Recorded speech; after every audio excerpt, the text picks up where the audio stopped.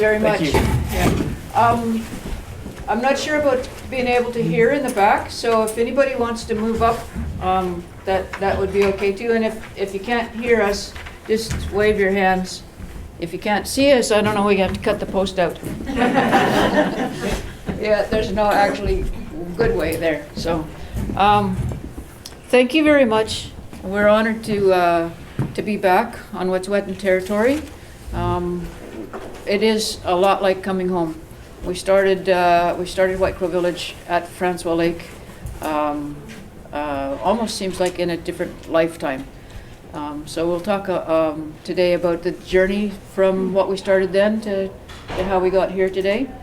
I have 5 sons, all of whom have fetal alcohol. And when we started at Francois Lake, I was looking for a place for my kids. I had some other kids as well at the same time, looking for a place for them to be able to go to summer camp. Because summer camp had been important in my life, and also I was at work, so I wanted another, a respite for my kids to go away from me, for one thing. And so we would try to go to various camps. We tried one of the camps here from Smithers, one of the church camps. We tried the forestry camp in Prince George. We tried several places, and everywhere that we went, I would go in and I would explain that my kids needed a little bit of guidance here and there, a little bit different from other kids. And they'd say, yeah, okay, like, go away. Overprotective. We know how to do this. Yeah. We've seen it all. You're overprotective or over-involved or whatever. And so I'd go away, and within hours, never more than a day, it would be come and get them, right? Because there were just some things that were missing. So we started, what are you going to do if the kids can't go to camp, but invite a whole bunch of other people to come, more kids. So we started with a 3.5-week kids camp. That was the beginning of Whitecrow Village. We very quickly realized that we needed more than just the kids to go there, because the kids that came, some of them are now complete team leaders in our group. They did so well.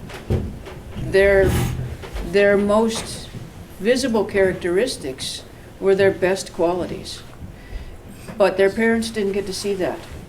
Their teachers didn't get to see that. Their siblings didn't get to see that, because none of those people were at the camp with them. And so we switched into bringing whole families in. And it's an evolution that I was just really so pleased today and yesterday to hear. Like, the focus of this conference is entirely different. It's a whole new plane of thinking and working around fetal alcohol. That it's the whole community, that it reaches into every piece of our lives, of everybody's lives in the whole community. And it's not just about fetal alcohol. And if we work on stuff that works for fetal alcohol, it makes life better for everybody, right? So that basis that you guys have started here with this conference is another step in our understanding, and I think it's just a really neat place to be. So I'm just really pleased to be here as this is happening. This is not happening in other conferences around fetal alcohol. To tell you, you guys are this conference here is way ahead. In recognizing that every piece of society is affected, and if we make a difference for fetal alcohol, it makes a difference for all of society. So.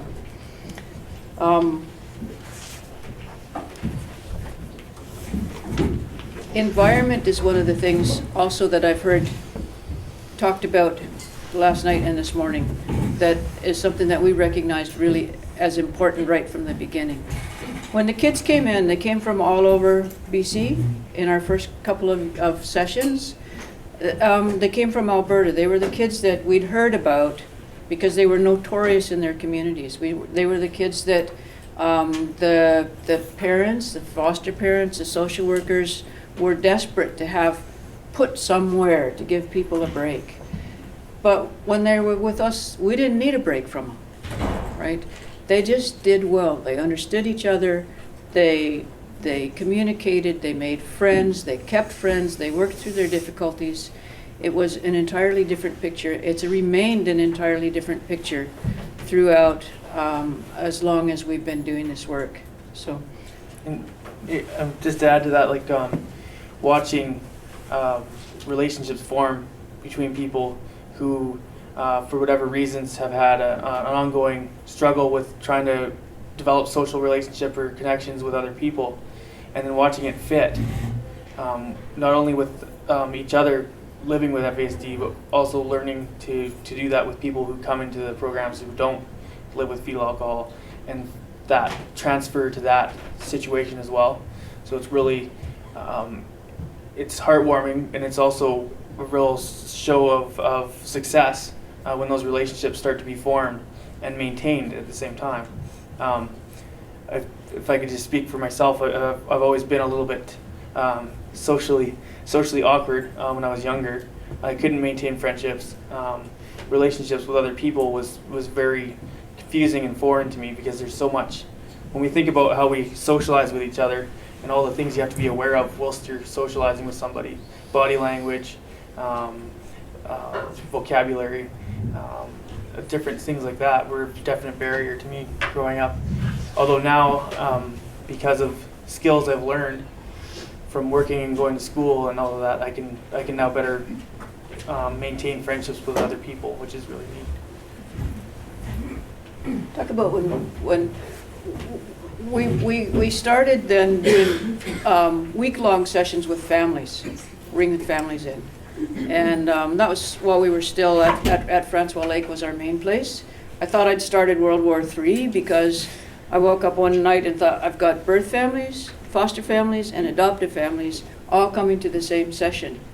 And again, the shift from misunderstanding to we're all in this together, we're a community, happened, it seemed like within minutes. Within half a day, everybody was on the same page. We are here for the kids. Those kids all go back into their communities. They all grow up. As we continued through the years with what Ken has named life sessions rather than camps, because we do so much more than just a summer camp for kids. Live in FASD education. So many of the kids that come then join our team as team leaders. And so we recognized several areas that we needed to address in order to support the adults and young adults that live with fetal alcohol. One of them was finding homes, stable housing. Most of our team leaders had some kind of family connections, supportive family connections, and even at best with those connections, they were couch surfing. They never had their own homes, their own stable place to be. So we knew we needed to address housing. I used to say at first to our crew that came in, you have to be clean and sober for 2 weeks before you can come and work with us.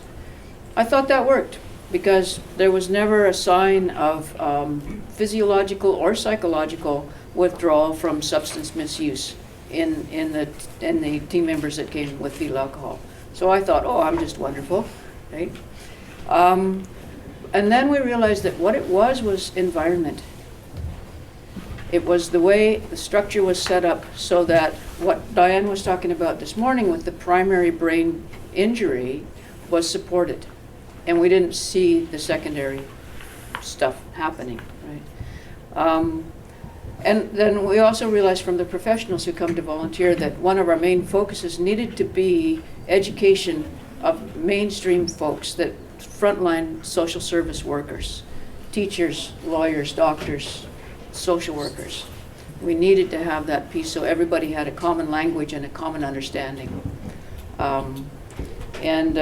The fourth piece that we realized that we needed to do was work on employment. we have, when we're fully staffed, a crew of 14 to 16 people. There are 2 of us that do not have fetal alcohol.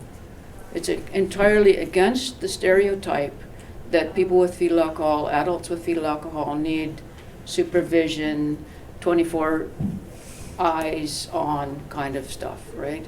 Because in our team we have what we call interdependence. This all grew from seeing what was needed. It grew from relationship. It grew from being with each other and enjoying each other. And one of the really neat things that we find, like listening so far at the conference here, is now there's science around it that supports what we have found, right? So Ken's going to tell you about the first time he came to one of our life sessions as a camper with his parents, and Yeah, it was a memorable time. When I first heard about Whitecrow, my parents were asking me if it was something that I would consider. I was just 23 years old. I guess going through various struggles at that time in my life, predominantly probably around alcoholism at that time in my life, self-medicating behaviors to sort of get away from anxiety and social awkwardness and pain. Like Dr. Matte was saying, it was more of an effort to get away from pain and suffering from different experiences I had. And so when I first came to Whitecrow program, I was just newly clean and sober and trying to figure out where I was going to go. I was quite vulnerable at that time, but also confused and a little bit scared because I didn't know what the future was going to hold and things like that. So there was a lot of anxiety when I first came, which I gleefully spread to everybody else around me in some sort of attempt, I guess, to get to know people. I used to be someone who would pester people. I still can on occasion. And that stuff usually happens when I'm either really tired or really overstimulated. I'll tend to attempt to bug and irritate other people just to get a reaction or things like that. So anyway, I was doing that type of stuff when I came to Whitecrow the first time. And up until that point, I hadn't really been used to a schedule, knowing what was going to happen and when. It was more chaotic and spur of the moment, impulsive decisions to do this, that, or the other thing. And so my initial reaction to the intentional structure of Whitecrow, it's structure, not control, but everything is there in a certain order each day to alleviate the anxiety of not knowing what's going to happen next. My initial response to that was quite vocal. I got my back up a little bit. I tended to resist structure because I associated structure with someone who's in charge or an authority figure, that type of thing. So it was an instant reaction. But anyways, unfortunately, me and one of Kee's young guys would just have to look at each other, and as Kee says it, we spiral into see who make a bigger splash in the sewer. Which is exactly what we did. He could be sitting from here to the back of the room, and all we'd have to do is make eye contact, and the next thing you know, you got this ridiculous contest to see who can be more obnoxious and loud.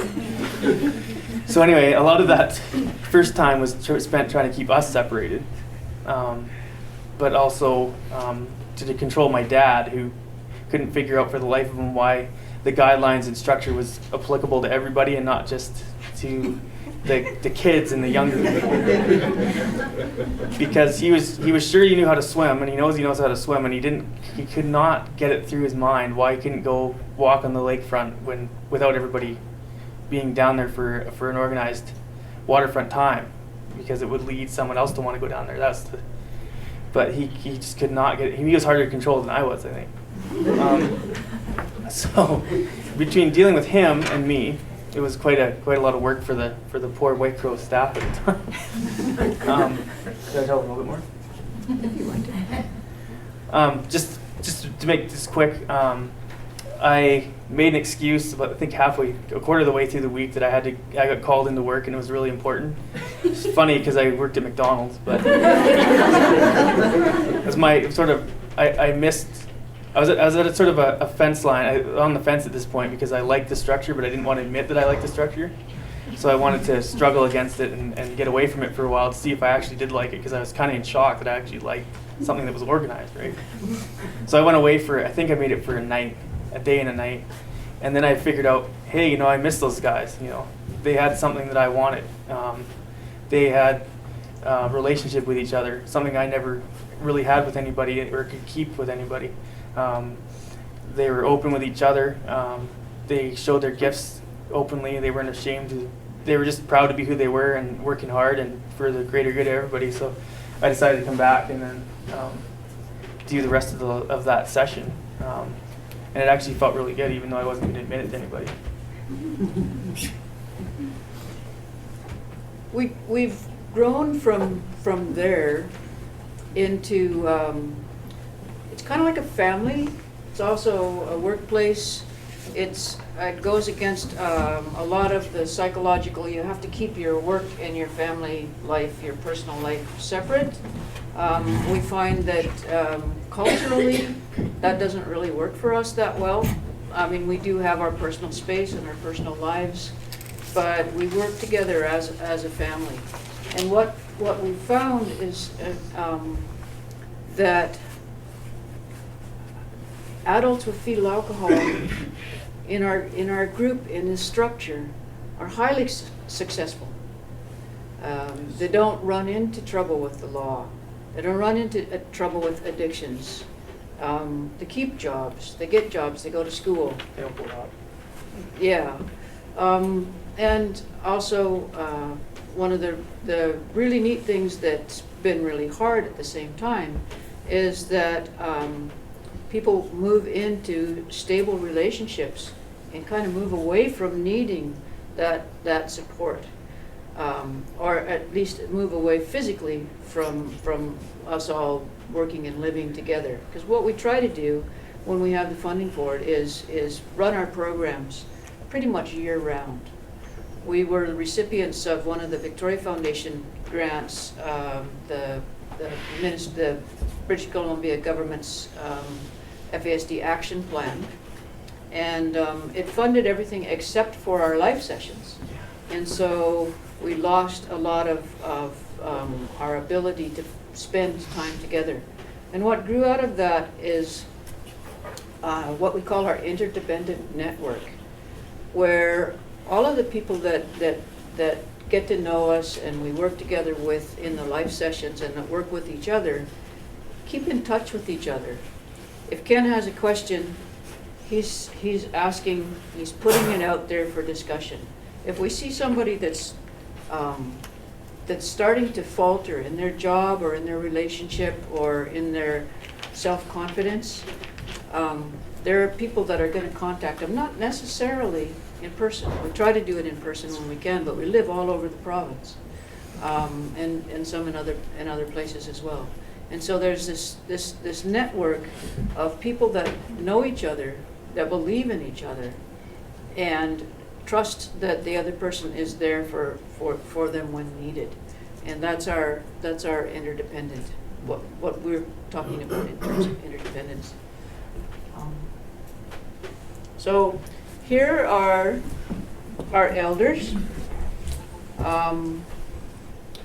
One of our conference presentations, Ken and his family, including his wife and his parents. We started, as part of the Victoria Foundation grant, a housing project. The housing project was so wildly successful that everybody got married and moved away. There they went. There they went. That speaks to that stability piece that you have, a safe place to be. You know the routine around the house. You can call it your own space. You can have your own space, and all those things that are brought into play to make it so it's a very supportive and open environment. And it's amazing the level of changes that can occur simply because, like we've been talking about, the environmental piece is addressed, and so many different facets of that that it really works out well. I think I've seen some huge changes in people because of the environmental piece being addressed. Like even at life sessions, just to backtrack a little bit,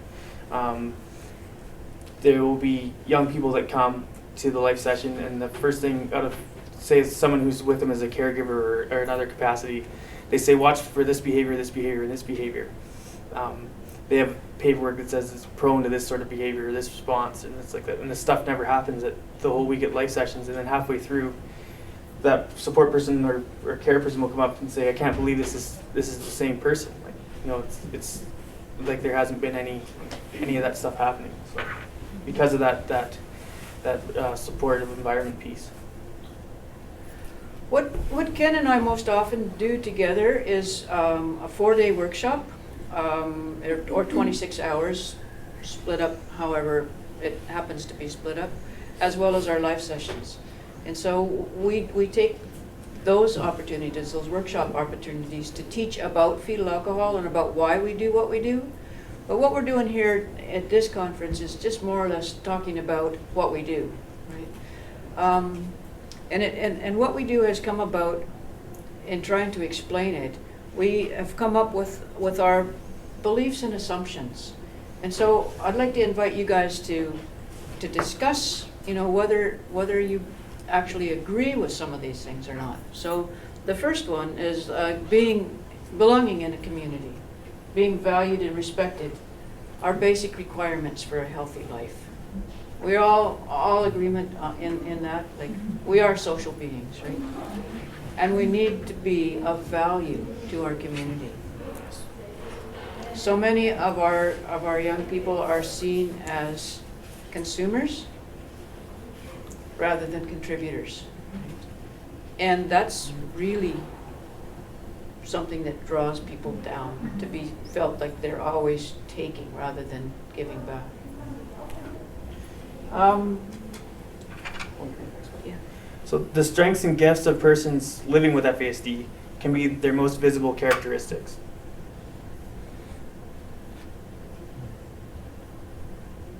Is that you guys' experience? I see some eyebrows going up. If they're seen as strengths and gifts, by not only one or two people, but by a larger number of people, so that a person might have a circle of people that they can experience that with. And that way, with the relationship building, a person can acknowledge that they have strengths and gifts by seeing it happening. Being a part of the process of that. Yeah, and I would agree with that too, but the big part of that is getting past the stigma and getting past, you know, for the individual, getting past that stigma and getting past the coping mechanisms that have been built up over a long period of time to deal with how they're perceived and the focus on the disability rather than on the strengths. Right. And once those barriers have been broken through, then absolutely I would agree with that statement. That's been one of the really neat things for me about what I've heard so far here, is that it's not just nominally saying, oh, we're strength-based. This is wrong, this is wrong, this is wrong, this is wrong. We're strength-based. No, it's like, this is right, this is what works. This is what we celebrate, right? And for instance, Ken and I are a pretty good example of the interdependent piece. Neither one of us carries more than the other person, and each of us does what, you know, fills the gap to make the whole presentation. Ken talks about his social skills, which for me are so vastly greater than my social skills that I rely on him absolutely for the you know, like, I would like to be able to emulate the way he greets people and the way people respond to him, right? Whereas my energy is more of the grounding part, right? The calming part. And it takes both. It takes them in different places, and it takes both. And in many different environments, it takes both. Almost any environment we're in, it takes both of us to, I guess the term I like to use is to balance each other's energies out, to sort of to feed off each other, spin off each other. case in point would be flying. I'm terrified of airplanes. And when we hit any little bump at all, even if it's like, you know, goes down this much, I'm like, and Kee's just sit there. And I'm looking at her for some sort of reaction, and she doesn't give one, and then it grounds me. We hit turbulence again, and I'm like, look at her again, and she's just like, I'm like, okay, so when she panics, then I can panic, right?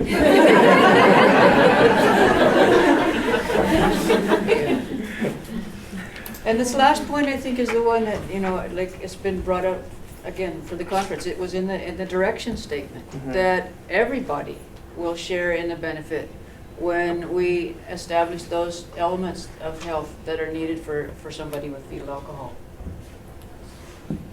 Is there any question about that? One of the things that we run up against sometimes when we have structure, and it's like Ken's dad not really thinking that he needed to go along with the structure because he was competent to set his own structure. And I'm reminded, and I have been several times, of a conversation that I had with a very dear friend, old friend in the room here, when her little guy, who spoke this morning, was about 2.5 or 3, and the conversation was how, without being controlling, do you raise an intelligent, responsible child, right? And so there's philosophical differences on how children learn and how to train children, on the energy that you put in to any situation with children and with adults. And so we don't have a lot of room for chaotic energy, but we do have a lot of room for structured energy. And so if one of the values of a community is spontaneity, if that's a really high value in a community, is spontaneity, there may be some disagreement with this statement. Because spontaneity is something that might sometimes take a person with fetal alcohol into a wrong direction. Feel free to voice objections to these. It helps us articulate. So spontaneity we think of as a positive thing, but it's the impulse, being impulsive, that we think of more as a negative thing when the impulses can't be controlled. So I can see how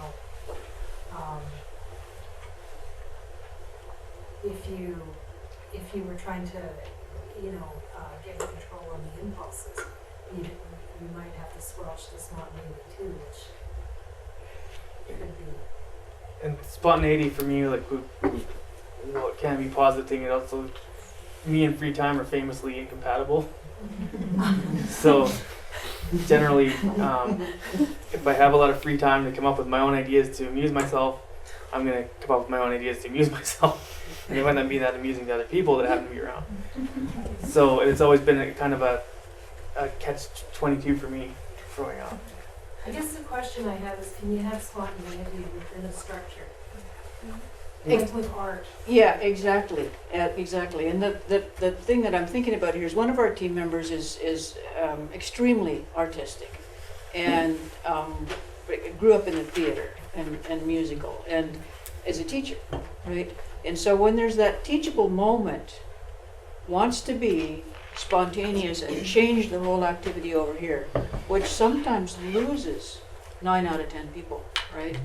But if you've got that teachable moment and you can put the steps in place to say, this is where we're going to go and it kind of looks like this, then it works.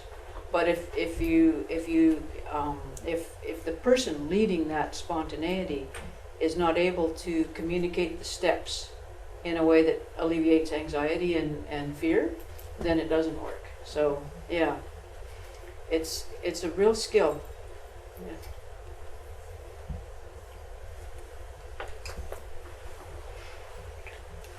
So adults with FSD want, deserve, and are able to lead healthy, productive lives.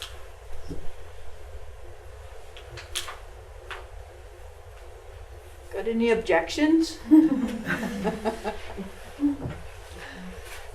Most of the objections to our model and our beliefs come from parents or other caregivers who have gotten themselves into a pattern of having to be there, of never being able to let go of anything. And again, like both Diane and Gabor have said, it's not about fault. It's when every system that you go to for help gives you something that doesn't help and makes it worse, you get into a pattern of saying, well, I have to be the one, I have to be the one. And we find that many of the difficulties that we have with this interdependent piece is getting parents to let go and to say, okay, we got it, we got that net, you know, and demonstrating to them that their adult child can actually succeed in an interdependent group. And interdependence works for everybody. I have a very close friend who's a judge, and she was out on a cruise of some sort, military cruise, I think with Louise Arbour. And they were all talking about how they were going to be independent women. And Louise Arbour says, that's not my goal. My goal is to be an interdependent person, right? We don't take out our own dependencies. We don't all fix our own cars. We work together in society, and everybody has a piece of it. Everybody has a gift to bring to it. Oh, no, another bad look at that picture. You look like Cesar Millan. I like it. That's the facial hair that my wife begged me to get rid of.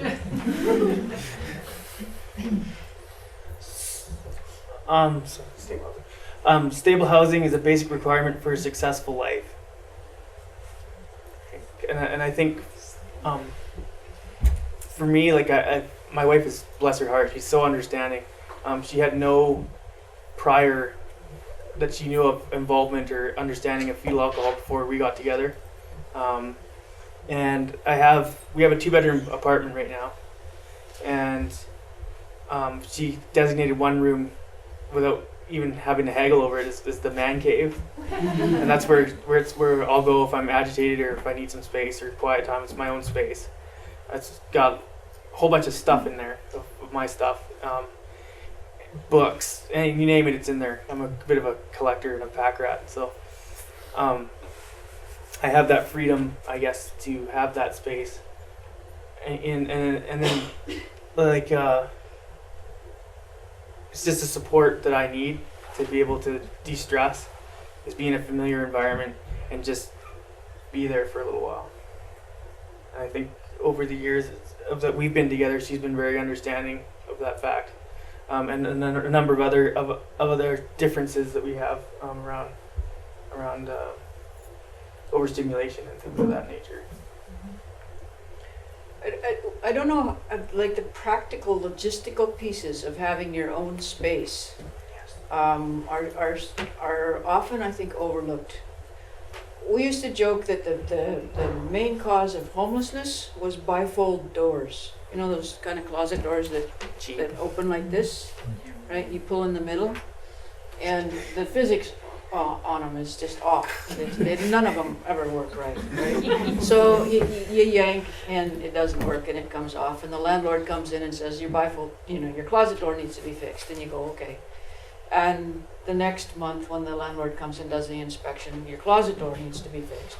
It's not fixed yet. Get it fixed. And that escalates into, pretty soon you want the landlord to wear the closet door and you get kicked out, right? A place to keep your ID, a place to identification papers, like your driver's licenses and stuff like that. A place that when you walk in the door, you don't have to meet anybody else's expectations anymore, right? Yes. A place that that somebody, if you're talking with them, is cares enough about you to listen. Is going to understand and not just immediately have some sort of a judgment and say, well, why'd you do that for? Right? My dad. Where's your brain? I'm like, right here. So, again, the belief system often is that there has to be somebody that doesn't have fetal alcohol in there to guide things. Yeah. And that's not our experience. As a matter of fact, we run life sessions where there are 5-6 families, 50 people, half of them with kids with fetal alcohol, like little kids, and every staff member is a person that has fetal alcohol. And it runs perfectly, right? For the entire 7-day session. The structure is there that supports it, and the practice is there, so.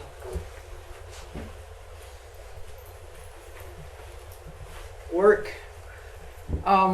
Meaningful work and voluntary experience is essential to everyone.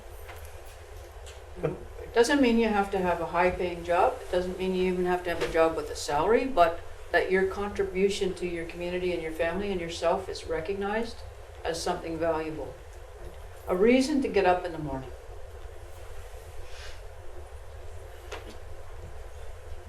This one? Yep. Adults with FASD have the desire to contribute to their families and communities through work and volunteering. And that's very true. Just having that satisfaction of knowing that you're part of something, that you're giving back. Again, it goes back to that, I feel like I just take from different situations, and then flipping that over and saying that I have something to offer. I have a piece of the puzzle that everybody else is working towards with me. And it feeds directly into that interdependence which I found so attractive when I first came, was like not one person had to have all the answers. There's a group of people, we all have different parts of the whatever we're working on, and then together we can create something.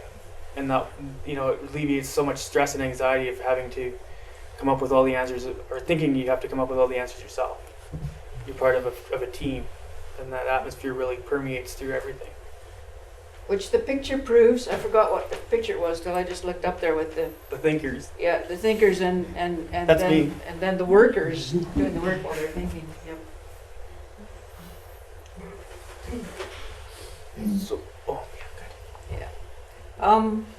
I said earlier how I thought that everybody was just so willing to come and be clean and sober for 2 weeks before they came, that it was all working out fine. That wasn't actually the case. Some people were not clean and sober right up to the day that they arrived there. Right? But we found our experience is that substance misuse among our crew was almost entirely environment-based. If the environment had what was necessary, then there was no need for substance abuse or misuse, right? 7 out of 10, 8 out of 10%. That works for me. And we have run into a couple of our adult team members that have typical addictive behaviors, the more typical. This has been one of the hardest parts for us, in that we say to them, we want you to be a part of us, and we can't have you around us until you get to a place where it's safe for everybody, right? So setting those boundaries has been one of our most difficult pieces. One of our dearest team members wanted to move into the housing, the duplex with us, and we had to say, no, can't do it now. Can't do it until there's a handle on addiction stuff. Meanwhile, the addiction recovery support is there, right?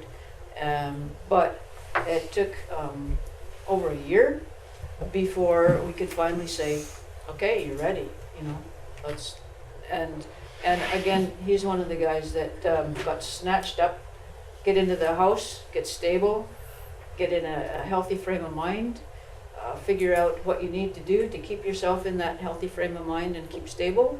And he's off with his spouse and their 2 little girls, and it's almost all good. We all got caught in one after the other. It's really funny. It's bang, bang, bang, done. So we believe that people are able to benefit from supports, but that most people that offer those supports don't understand what is needed. Yeah. I was thinking, I've been my own journey of recovery for almost 8.5 years now, clean and sober. And I've had about the same sponsor for about 7 of those years. And it was, when we first met, he was very old school, very hardcore recovery kind of, if you want this bad enough, you're going to make sure you get to this meeting. You're going to phone me every day at 6 o'clock, check in. All this stuff that relied on memory, especially at a chaotic time. I find that anxiety definitely affects my memory, my ability to remember things. So we did this. He was forever chastising me for, it's 6:30. You're supposed to call it 6, and I was happy that I even remembered, right? So it was just one of those things where it's a sticking point. As well as like the certain meetings themselves, like it's suggested when he suggested to me 90 meetings in 90 days when you first come in, and some of those meetings where we were in Victoria were so big that it was just overwhelming from a sensory point of view to come into a room full of like 60 people and all that stuff. So it was really tough for us to find common ground at first, where he was sort of got a crash course in how my brain works. And a number of things.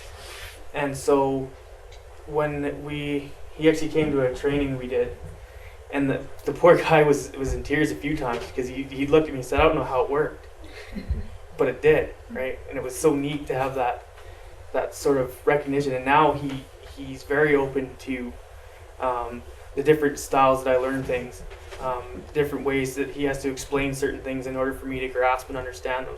Because a lot of the recovery stuff is quite, in my mind, it's abstract. A higher power, step work, doing all this sort of searching yourself and understanding. I did this because, or that sort of stuff. And it's been kind of a crash course for both of us. But we've come out of it in a really strong, close knit relationship, which is really neat. Mm-hmm. Did I explain that properly? Yep.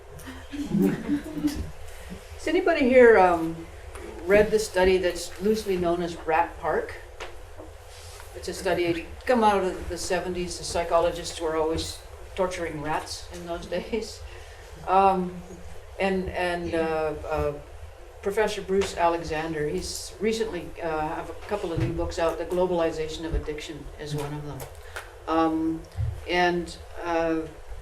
His study with the rats was he created 2 separate environments, 2 separate cages, and in one of them, it was dirty, it was overcrowded, there was not good nutrition, there were no toys, life was not fun, right?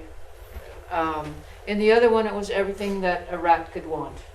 There was sexual partners, there was good food, there was room, there was fresh air, there was exercise, there were toys, there was everything that they needed. So in both, they offer water and morphine. And the ones in the healthy environment never went for the drugs. The ones in the unhealthy environment became addicted to the morphine. So then he cleaned up their environment without any other intervention than the clean environment. They weaned themselves off of the addiction.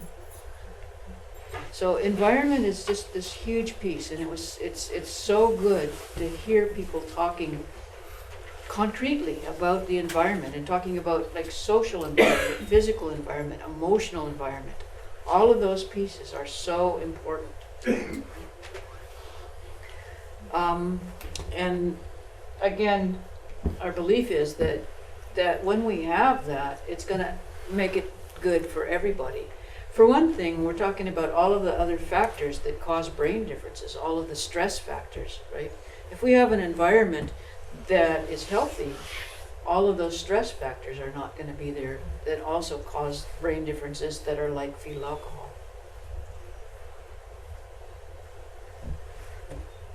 And again, with the supportive environment, a lot of those negative behaviors are going to be less and less when the environment's in a supportive state. It's almost overwhelming to think about that. It's so much easier to think, okay, this individual has to change. Right? And so much of our efforts have been focused on changing this individual, when actually it's society that needs to change, to come together to be a whole, wholesome society. I think that's because we have to reflect on ourselves first, and instead of blaming ourselves, it's easier to blame someone else first. Where are we again? Okay. Want to reiterate that? So this is our last slide, and we just kind of want to take apart and explain what we mean by each of these elements.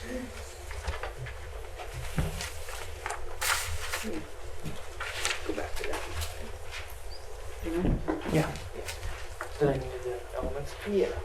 So, I guess like, to recap what I said earlier about my first experience at Whitecrow, I didn't want to admit that I had been missing out on a supportive environment because I've been living predominantly by my own rules, even though my parents tried to implement structure and routine.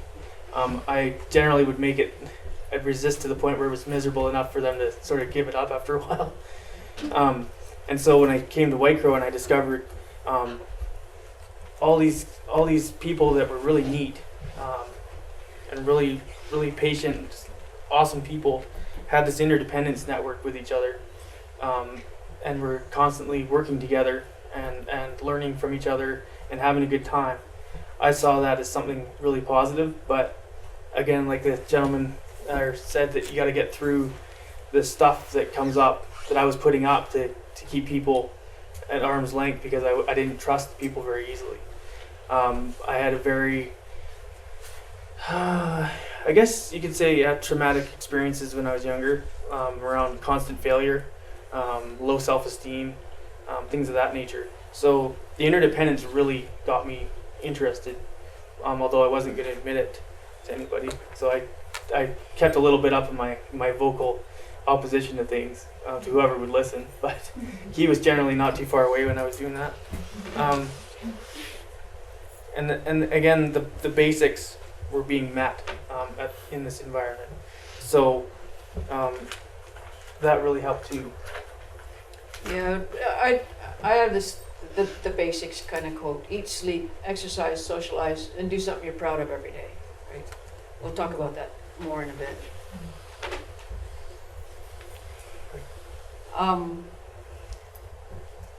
Home. The necessity to have a place where you can relax. Meaningful occupation, a positive environment, a sense of belonging. There's all kinds of different words for this: enmeshment, relationship, all of those kinds of things. And the psychologists, Jung and all those guys, they talk about dislocation being a huge piece of addictions, right? So if you are located, if you are in your place, you belong in the group. And that's another piece that I really felt when I first came to Whitecrow, was that, hey, I fit in somewhere. Like finally, it was like it was a massive aha moment for me. Like, I fit in with these guys, I don't have to try and act like I'm somebody different than I really am. I don't have to have that constant anxiety of trying to live up to someone's expectations. I could just be who I was, which can be kind of, it can wear on you after a while, especially at that time in my life. Someone mentioned, a few people actually mentioned impulsivity. Well, I was verbally impulsive, physically impulsive. I jumped to judgment really quickly. This was all sort of who I was when I first came.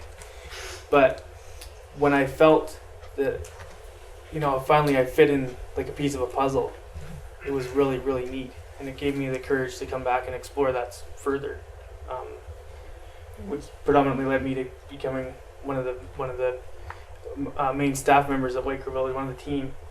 Even though when I first asked Kee if I'd come back a year later, she asked if my parents were coming. And I said, well, no. And she's like, no, we're booked for the foreseeable future. Like, oh, that's weird. I thought they had like lots of spaces.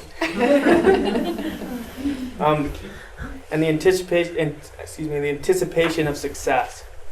To have that positive geared towards thinking that this person is going to be successful. This is going to be a successful outcome, and that's so important, is to have that belief that this is going to be a good thing when you embark on any kind of process. That's one of the main parts of the foundation for us is that anticipation of success for anybody who we're working with. I guess understanding is the last one. Yeah, understanding is like by yourself, of yourself, and from others. You know, like that kind of understanding. So, we get stories. I think stories are one of the best ways that that we can learn, and if we can tie stories to the teaching, the teaching usually sticks a lot better. So we're going to try and come up with some stories, share some of the stories that we have around each of these elements. For interdependence, you know, the belief that everybody has something to offer. When people came into our living situation, we asked them to identify what they had to offer. It could be, I cook a mean spaghetti. It could be, Which one of us does? I'm the guy that gets people laughing when they're tense with each other. It could be, you know, like something as simple as a sense of humor. It could be like, I clean kitchens. It could be anything, but to identify. And most everybody needed help identifying at the beginning something that they were actually going to offer. It kind of breaks your heart at first to see this person like Ken that is got so much to give, and yet nobody's ever named it for him or with him. You know, what is it that you're contributing? What is it that people enjoy about you, right? And it's an exercise that many different groups do with each other, but it's not something that has happened a lot with people with fetal alcohol. It's to identify what is it that you bring here, because we like you. You're fun to be around, right? What is going on here, right? The other piece about interdependence is, I think it first came to me with holes in memory and holes in ability to articulate a story. I had 8 little people at home, and a court misjudgment sent 4 of them away. And so I'm trying to bring everybody back together. You know, what can we do to regroup as a family? Because there was just this whole huge hole in our family. So I went out and bought all the boys' bicycles. And with 8 kids, we had not been able to go bicycling together on our logging road. So the very first opportunity I had to go out with them, one of them was already broken. One of the bikes was already broken. And I asked, what happened? I asked the boy that it belonged to, Daniel, what happened to your bicycle? I don't know, right? How often do you get that, right? I don't know. And we couldn't go biking because he didn't have brakes. So I was mowing the lawn. Pretty soon he comes outside and he's been crying now. What's the matter? You're mad at me. I'm not mad at you. I just want to know, why don't you just tell me? Just tell me what happened. And it took me a while to realize that the week before, with the other 3 little boys there, one of them would have said, well, remember when somebody came and we took the bikes, and over here would have been in the back of the truck, and over here would have been, we hit a bump, and the bikes bounced, and in that circle, I would have had the whole story. But suddenly it was all on the one kid to remember every piece and all the words in a time frame where I could actually attend long enough to hear the whole story. Right? That communication piece with people with fetal alcohol is something that struck me right from the very beginning of me learning about fetal alcohol. Is kids would visit with each other, and you know the visit is over and they're mid-sentence, but you got to go. And we get together again 2 months later, and the second half of the sentence would be where they picked up again, right? The communication among people with fetal alcohol, I think, is something that I'd like to see explored, because it's different and it's very effective.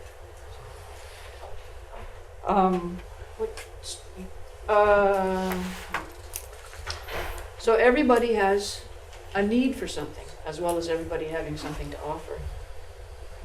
We have a personal responsibility in that interdependence to be available when we're needed to be, to take care of ourselves, as Gabor was talking about this morning, so that we can be available. And we have a group responsibility. Yeah, I'm thinking about something to illustrate this. Is we had a big gathering at Chehalis, BC, right? And we were there to network and work out some relationship problems, or not problems, but challenges we were having with another organization that we'd been involved with their formation. And we walk in, and the nutritional information had been sent to the kitchen at this place as to what was good, what was good, and what wasn't so good, because high sugar stuff isn't generally conducive to good behavior in people with fetal alcohol, myself included. Food dyes and processed foods aren't very good for us, and so we'd sent this information. Am I doing it right? Yeah. And we walk in to this the day before the other group was going to come, or that evening they were going to show up, whatever it was. And we walk in, and there's this big bowl of whipped cream and sugar, strawberries, and syrup to put on top of our pancakes. And of course, a lot of us went zoom right over there, and they're loading up on this stuff. And I didn't partake in it, because I knew that if I had all that sugar and all the other stuff, I was gonna probably either get hyperactive, which is probably a given. B, after the sugar crash, I'd become obnoxious and annoying, and no one wanted to be around me. And so me and a couple of other teammates knew this, and so we abstained. And one of us made a comment to the effect of, "This is going to be fun," or something like that. And someone from the other group who partook in it sort of got their back up, because they thought that they were being treated like talked down to, or something. And then we had to talk it through, I guess, after that. Yeah. It goes back to those assumptions. Do you agree with or not agree with, right? And so we find that nutrition is really important. That's our next thing there with the basics. And agreeing together as a work group, as a community, that we will be responsible with each other, that we won't sabotage ourselves or sabotage each other, has been an ongoing discussion with us. And I have to say that one of our failures is sugar. So the basics: eat, sleep, exercise, socialize, do something you're proud of every day. There is starting to be now research that talks about sugar and nutrition. Actually, there's a lot more. The research is ahead of the game when you're talking about nutrition and addictions. But just nutrition and behavior, the only research that I'm really familiar with is from the movie Super Size Me. Have you guys seen that movie? Right? And the principal in the school where they prepare their own lunches, and their organic lunches, and he says that it's a school that's for kids that have been kicked out for behavior problems from other schools. And he says that's the difference. When you walk in there, you don't recognize that those kids have behavior problems. And the reason for that, he says, is that their diet is nutritionally balanced, and it doesn't include additives, and it doesn't include sugar. It doesn't include processed foods, right? One of our main volunteers and a Dynamo board member is a developmental pediatrician from Queen Alexandra in Victoria. And the first year that he came to our training, and we talked about the way we eat at life sessions. He kind of got this little grin. He says, yeah, parents tell me that sugar makes a difference and dye makes a difference, but there's no research. The research just doesn't back that up at all. Well, his first session was one of our hugest ones. We don't do them that big if we can avoid it. There were over 70 people there. So there were like 35 kids with fetal alcohol. I said to him, you can leave your doctor kit at home. You don't have to have that roll. You can bring it if you want, right? But he thought, okay, 35 kids with fetal alcohol. Some of the adults have fetal alcohol. He brought his stuff. He was expecting, broken bones and things like that. There was a bee sting and a sliver during that week. And he said afterward, I changed the way I talked to parents Monday when I went back to my office. But it wasn't the kids that convinced him. We had a very dynamic group of emerging professionals in that particular session that were volunteers. All type A, intense, go get 'em kind of people, highly competitive. Your And I mean, name. we were playing Cranium, right? And he said that the whole tone of the whole group, he said the adults were so calm. They were involved, they were passionate, but they weren't disruptive. They weren't out of their own emotional control. And so the research, what's happening with the research now is talking about how keeping your blood sugar level actually allows you to have your own regulation of your emotions. So if we're setting people up to go like this with their blood sugar levels, it's also setting them up to go with their emotional levels. Right? So when we say eating as part of the basics, 3 meals a day. Breakfast includes protein, not cold cereal. We don't serve cold cereal.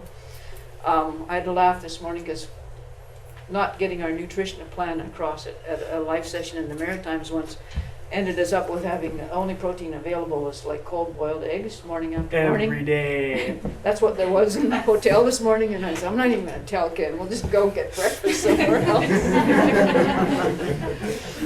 Then we have a mid-morning snack that's substantial. It's fruit, cheese and crackers, that sort of stuff. We have a substantial lunch. We have a mid-afternoon lunch that's, again, substantial. We have supper, and then we have a snack before bed. And that by itself alleviates a whole lot of the stereotypical behaviors around fetal alcohol. So the basics: eat, sleep. Sleep is the difficulty with sleep is so much a part for most people of fetal alcohol that we just set the structure of during these times you're in your own space and your lights are out. You can't say you're going to sleep, right? But that's what we do. Exercise. One of the things that brought that home really well to me was one of my kids who is the most hyper person I think I've ever known, and really intelligent, but unable to do any of his schoolwork until he would go out and he'd run laps. And his word for that was getting his crystals aligned. I didn't teach him that. But he would go and run laps, and then he would be able to sit down and focus. And so also with depression, we know that exercise is a huge piece in combating depression. And anxiety. And anxiety. Diane alluded this morning to the fact that anxiety and depression is in her stuff in the secondary characteristics. The research is showing that is a part of the secondary, but it's also sometimes a part of the primary. It's hardwired into the brain. The HPA axis is affected, so the anxiety and depression might be hardwired into the person with fetal alcohol. So exercise is really important. Socializing. What not? Socializing. Drawing. Yeah. I think a common problem, well, not an issue, a challenge, in socializing is isolating. I know that I tend to isolate sometimes, and a few of the other teammates will do it sometimes.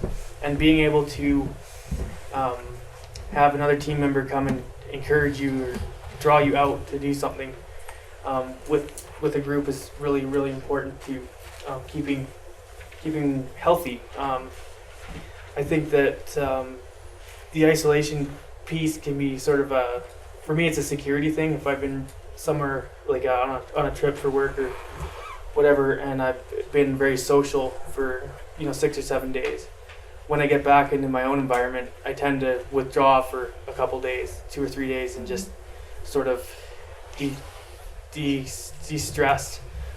Not that it was a bad experience at all. I had a good time when I was gone, but the amount of energy expended in socializing with other people for that length of time, it makes me get tired. And so he used to joke around that I go off the grid for like a week. When I first started, it was probably a good week, and now it's like in 2 days. Yeah, and again, what Gabor was talking about this morning in terms of health. Ken and I have been working in a northern community for the last 3 years, where we would go and spend a week there, 5 days there, and then come back, or we go and do our 4-day workshops. And when we would get back, Ken would oftentimes come down with the flu or a cold. He'd always need to go and have that de-stress time, but most of the time he would have caught something. And it's only in the last, I think, year and a half that actually the stress is manageable to the point now that we can go and do that. We'll work for 4 or 5 days in a community, and when we're in a small community like that, we're professional like 24/7, because you're always doing stuff in the evenings, even at breakfast you have to be on, you have to be professional. And now when we get back, Ken doesn't get ill, and he might, it'll take a day or a day and a half, but he's back into stuff already.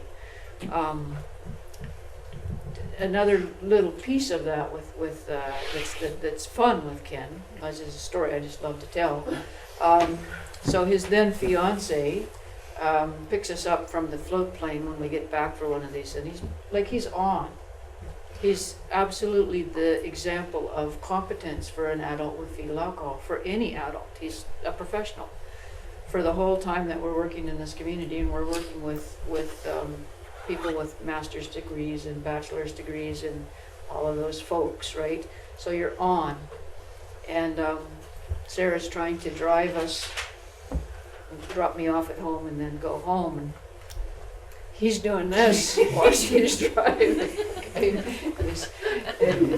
what Diane was saying about, okay, they're not even Total the same meltdown. person from morning to night, right? Not the same age level from morning to night. It's like, okay, I've been a professional for this time, and now I'm 4.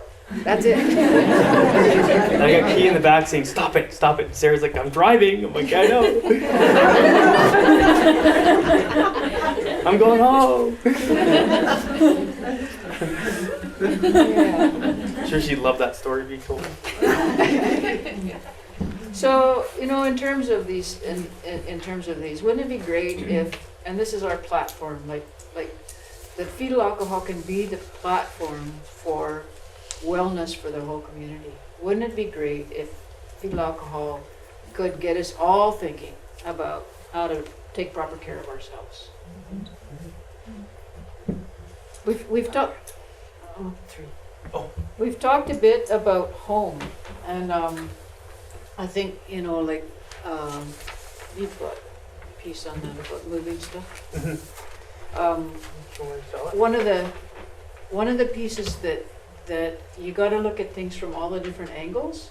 One of the things that I see is for young adults with fetal alcohol who've lived in homes where mom has helped people, right? So if you know somebody that needs a place to sleep for the night, or you see somebody that needs a meal, you bring them home.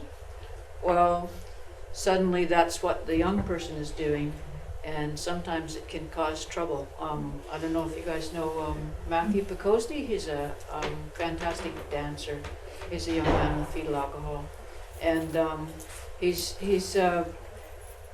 always bringing people in off the street, and his mom's going, Matt, like, this is not safe. And he's, you do it. Right? So, safety in home, like I say, you got to look at things from all different angles. Mm-hmm. And it's funny, like in my house, me and my wife's place, she's gotten to the point now where I just remembered something I was supposed to go into earlier. I was drinking this organic green tea that I found, and it was blueberry flavored. And I checked the ingredients because I did not want what to happen was going to happen. And it said all natural ingredients and stuff. And I'm drinking this stuff because it tasted really good. And I was trying to get off, wean myself off so much of coffee, right?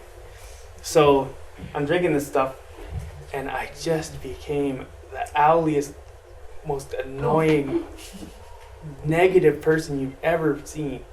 And my poor wife was the one that had to put up with me until I figured out what was happening. And I'm standing there in the kitchen. She happens to walk through, and I'm like, and how long is this bowl gonna sit there by itself? Is it ever gonna walk itself to the kitchen sink? And she's like, you can't do everything around here, Sarah. I just can't. It's all over just one bowl. She's like, holy. She's like, you better phone somebody, I'm telling you. I'll tell you what. I mean, she's 5 foot tall, but man, she can be intimidating. Don't talk to me like that. You get on the phone and talk to Kee, so I phone Kee. I don't know what's going on, and I gave Kee a whole bunch of verbal diarrhea that I had saved up. And she goes, what's been changing? I'm like, I don't know. I've been eating healthy, and I keep drinking this green tea. And she's like, that's what it is. And sure enough, stopped drinking the green blueberry flavored tea. It was back to normal, nice Kenny. Stuff like that. But another thing around private space, I have a need for private space, especially if I'm overstimulated or I need somewhere to go, which is why I have the second bedroom in our 2-bedroom apartment. It's sort of like the man cave, and she's totally fine with that, because she told me one time, I don't want to be around you when you're grumpy, so you can just go. She'll actually send me there if I start to get crabby. She's like, somebody needs man cave time, and she'll go walking into. I'm like, okay, good point. So, also, from the outward appearance, like my stuff may look like it's not organized at all. Like there's this pile of stuff over here. There's all these books. I mean, they're all in shelves, but there's stuff piled on top of them. In a haphazard way where you happen to move a book the wrong way. You have to hold the top of the stuff so it doesn't all come flying off the shelf. I'll know if she moves something. If I come in there, she cannot figure out how, for the life of her, she can't figure out how I noticed something was moved in that kind of layout, but I'll know, right? It's sort of like, it looks chaotic, but it's organized to me, to my sensory system. So it happens to be like that. And I also, another funny story. Actually, I could go into yesterday, Kee. When I think I need to go shopping for clothes because I can't find anything to wear, and Sarah finally clued in that if I have stuff in drawers, I don't see it, and so I forget that I own it. I literally forget that I have it, and she'll open up the drawer after we've gone to Walmart and got pants, which really served me well yesterday. And my pants ripped yesterday. And she'll open up the pants drawer and there's 10 pairs of pants folded in there. She's like, what about these? And I'm like, oh, I totally forgot I had those. So now what I've done is I've labeled the drawers. Like one's for pants, one's for dress pants, and socks, and so on and so forth. And it really, really helps as a reminder every time I look at the dresser, I know to check what I've got in there before I need to go shopping. Because I was getting all this stuff that I didn't really need because I already owned some, but I legitimately forgot that I had them in the drawer. So now he's got labels on his drawers, right? Which he said, that seems childish, but that's what works, right? So it's not a big deal. You just put a label in the drawer. Yeah. The meaningful occupation piece is for many of the young people who first come and work with us. We hear over and over again when we're not there, I only feel like I'm worth something when I'm at Whitecrow. Right? And it kind of breaks your heart because they're not getting any feedback about being valued for who they are, their authentic self in their life. But what happens is that once they've been there for a bit, they can get used to being able to hear, okay, this is a good thing about you, this is right, and are able to move on out into other work. So again, that's one of the successes that that we can't keep up with, because we get folks that come and work with us, and then they can go work somewhere else, and somewhere else that can pay them year round to keep programs going all year round too. So we borrow people like Jessica here from their work as often as we can. She's hiding behind the camera. Yeah. The other piece is like oftentimes when people first come to us, they've dropped out of school, they haven't finished high school, or they've not gone on, and like I think Ken went on after the first time. Right? Yep. Yeah. After the first time I came to Whitecrow, I decided that I wanted to go and do some upgrading at Camosun College in Victoria. And I remember distinctly having the thought of, I must be nuts. Like, because my previous school experiences were a mixed bag of constant failure, misunderstandings, and confusion, as well as the underachievements type stuff from poor marks because I'd forget to do my homework and poor exam performance and everything like that. But I decided I was going to try and go and upgrade, and I went and did some English courses and did that. And at Camosun they have a thing called CamLink where you go online and you log in to check your marks. You don't actually get a physical, like a report card or anything. It's all on the computer. And at the end of everything, I went and typed in my student number and my password, and all these A marks come up. And I immediately was furious because I thought, they've gone and mixed me up with somebody else. These silly people, I can't believe that. And so I got on the phone right away, Mr. Impulsive. And the poor lady on the other end of the phone didn't know what hit her, and I said, I want to talk to somebody in that department, blah, blah, blah. And I had it all in my head how I was going to threaten for a lawsuit because of personal damages and suffering and pain and suffering and all this stuff. And they said, okay, give us some time to look into it. We'll talk to your instructors and we'll see what's going on here. If there was a mistake, we're really, really sorry. And I spent the rest of that day perseverating on how I was going to tell them what for when I got there the next morning. And I stomped in there the next morning and I made sure I wore a nice shirt so I would be, Mr. Intimidating. And I sat down and they said, oh, so-and-so will see you now. And I said, okay. So I went into the office and they go, yeah, we talked to all your instructors and everything's fine. Those are your marks. And I'm just kind of like, my whole argument just went poof. All that stuff I've been perseverating on just went up in the air, and I was like, this is awkward. I'm like, oh, thanks. Have a good day. It's nice outside. And I'm totally embarrassed. But that was my first, and that gave me the confidence to sort of look at, hey, I have something to offer and I can do this. I just need certain supports, because I did have certain supports to help me through the courses, like a tutor that really understood how to explain things to me, and so that stuff was neat. Do you want to talk about the rest of it? Sure. After that, I went into the First Nations Family Support Worker program, and I graduated that. It was a year-long certificate program, and I did that. And I got really good marks there. And then I decided that I wanted to go into community support work to specialize in working with other people with disabilities too. And I did really well in that. And now I'm in Indigenous Studies program at Camosun, which is a 2-year diploma program. And I got my first marks for that just about 4 weeks ago. And I got in the university transfer courses, I got an A plus and an A.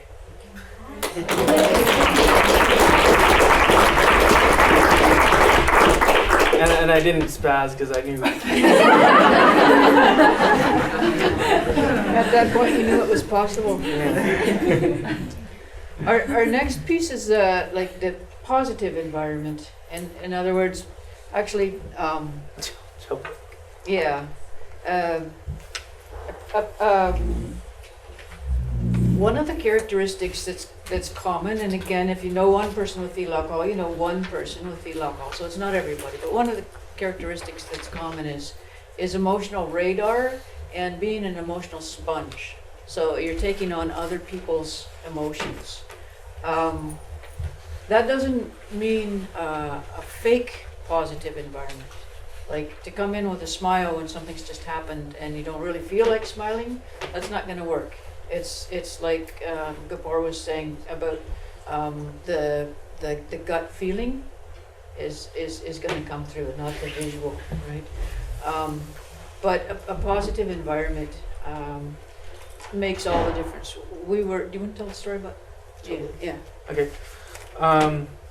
Just the part about when I was mad. Yeah. We went to this place for this live session. It turned out to be quite an interesting venue, and it was called Chub Lake. And we had two groups of people there, and we were holding a live session. Evidently, there was some sort of thing going on, and a teammate of ours, had overheard a conversation where someone was talking to someone else in the washroom and cutting some of our teammates down and laughing about it. So she came and told me, and she was in tears because she was quite upset. And I just started to vibrate because I was mad, and I didn't know really how to handle it appropriately. I had lots of ideas how to handle it inappropriately. And so I went and talked to Kee, and I'm standing there just. And she just goes like this easy big guy. And I'm just standing there just, shaking. And one of our other teammates just walked in the room, no idea what's going on, and was instantly furious. Like it was almost instantaneous, like soaked in. And he didn't know why, and he didn't know what about, but he was mad. And I'm sitting there on the couch, of course, emanating all kinds of positive energy because I'm so mad. It can happen that fast. And like the whole thing about like what does it be like when you're being truthful? Authentic. Yeah, being authentic. Like I've always been able to tell really quickly when someone's not being real with me. Like if they have a nice smile but they've had a really really bad day and they're trying not to let on that's how it's been. I can pick up on it, and as well as like if someone's telling you, I believe in you and I'm going to help you out. I can tell if they're telling the truth or if they're just putting on a sort of a fake mask sort of thing. It's that way. I think that one of the things that I keep harping on with people is you just can't take out the bad stuff. You have to actually have intentionally positive. That isn't to say that you lie about stuff, right? Things go wrong. You talk about them. But that you talk about them with, what are you going to learn from this? What can we take away? What's the teaching here? What are we going to do differently next time? In our organization, we've had that. We've talked a couple of stories here about how we've had conflict with other agencies. Both of those stories about the same one, and it's one that we have a very good relationship with. Mm-hmm. We've worked with them over more than 12 years, I think. We were helpful. We were involved as they were setting up. And so when we run into philosophical or practical differences, it can be really negative. Like that whole situation there was from somebody that wasn't really associated with them that was taking it down. And so, like we have to address those things, but we have to address them in a positive way. We will be solution-based. We will be strength-based. Otherwise, we're going to stall, and it's not going to work. That's again the neat thing that I see happening around in the communities around here is people are willing to work through those pieces, right? So you're actually getting somewhere. Belonging. I wanted to just share a story of what we called our Addiction Recovery Day. We have some staff members that are involved with 12-step programs, and the 12-step programs have worked for them. And we have other staff members that need addiction recovery support, but 12-step doesn't really work. And so what evolved, and again, you know, it's neat to see the research happening, because we've been trying to attract researchers since 1996 now. But what is evolved around the day is that works into this incredible sense of belonging. Is we had a project where we wanted to share some of our life skills strategies with people. What we wanted to do was, I was a bit short-sighted. What I wanted to do was have a product to sell to help fund our programs. And what I missed was, of course, that it's always the process that's important. But we put together a series of life skill stories. They're available on YouTube. If you go into YouTube and look at the Whitecrow Village channel, Hole in My Pocket, Help I'm Gonna Be a Dad, Who Cares, Who I Am, and one other one are there now, and we've got ongoing projects in the province to make some more. But we would get together on our Addiction Recovery Day and we'd work on the scripts on these presentations, right? So we had a common project and a common goal. We'd eat together. There might be a 12-step meeting. If there was, it was probably pretty short and not everybody would go to it. And then there would be a ball hockey game, usually ball hockey, sometimes other sports, but the topics that needed to be talked about in terms of addictive behaviors and addiction support would come up maybe this much in the meeting, in the 12-step type meeting, but the rest of them would be like when everybody's out of breath and they're leaning on the fence at the ball hockey game, or you know, going for a drink afterward, not a drink of alcohol, but a drink of coffee, or you know. Just the social piece made actually that whole recovery piece work for people. That was really neat because, you know, oftentimes you, just like you said, you'd hit the surface level of stuff in the actual structured 12-step meeting, and then when you and a buddy are leaning up against the wall, you know, breathing, huffing and puffing, and someone would say something like, you know, this happened for me today, this is why I was so quiet. And then I'd be like, oh, okay, I've been through that before. And they'd say, well, what did you do about it? You know, it just sort of come that way and naturally that way. And then it was sort of neat how that sort of meeting happened whilst we were playing ball hockey. I just got the 5-minute signal that brings me back to interdependence. We normally have, well, we like to have a third trainer with us. And she's the person that keeps us on track for time, because I just lied to Ken. I told him we had to 3, but we only have to 2:45. So, a question. What was that YouTube? In the YouTube search part, Whitecrow Village. Yeah, and if you put in help, I'm gonna be a dad, that will take you to all the rest. I have two questions. The first one is about process. I think this is so elegant. This is kind of, you know, if you could just recreate this all over communities in the Northwest, I always think would be so wonderful. But coming from Francois Lake, which I think is really neat, you said it was a small group of people, yourself, that started this process going. Could you lead us through the steps of did you form a society? Did you apply for funding? How were the referrals made? Were the referrals made by a group of parents and foster parents? How did that work? So that's one long question. And the second one, Ken, maybe if you could tell us if you think the transition should be made from high school, or to be successful in that program, it has to come out of conflict and crisis. Can I,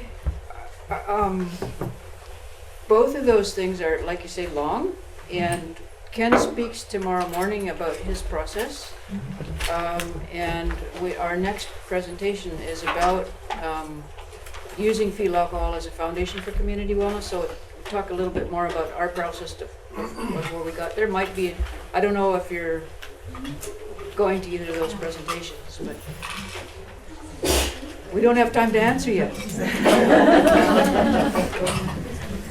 Just two quick questions, and these are probably for Ken. But, one is that made reference to labeling your dresser and how someone perceived that as being childish,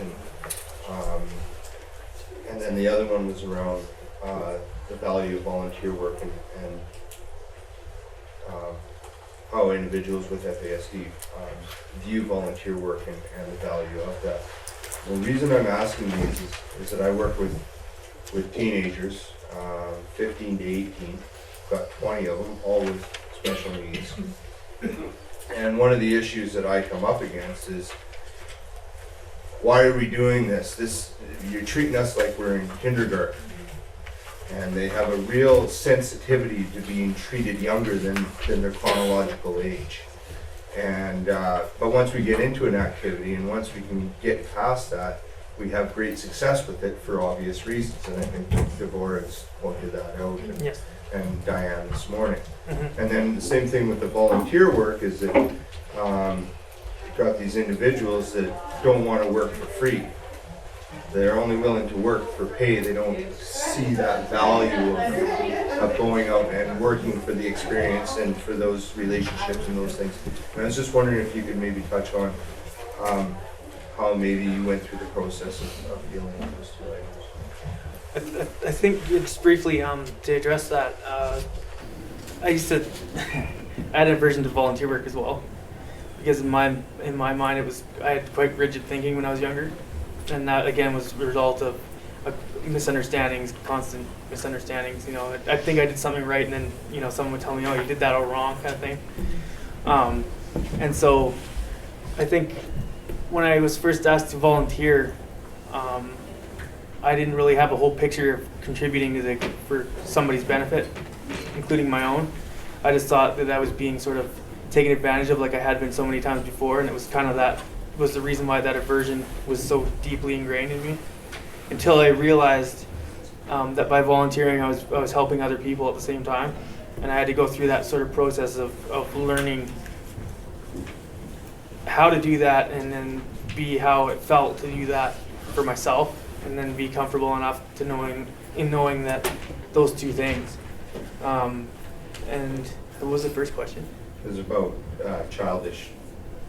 Oh. You made the reference about the dresser as an example. Yeah, I had an initial fear around doing that, but I just got so tired of buying stuff I didn't need.